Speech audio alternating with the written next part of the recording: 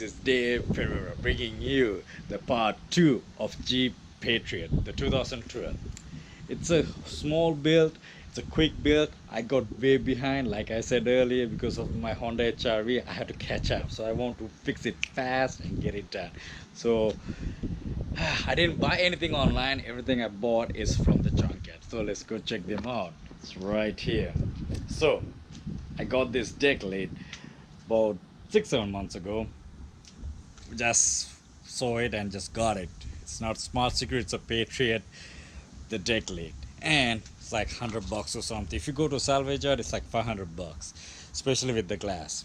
And this one is the tail lights, $50 each. This is $100 for the upper part, $50 for the lower part. It's probably like $250 or something, but I got everything, all this, for under $100. So guys, this is the key thing when you're doing cars. Keep your cost low, because the more low the cost you are, the more money you can put it in your pocket. Well guys, I hope you guys enjoyed. If you guys like to see the whole completion of this build, hit the subscribe and smash that button, the bell, the small tiny one. Well, I see you guys on the part 3 of the 2012 Jeep Patriot build. Thank you.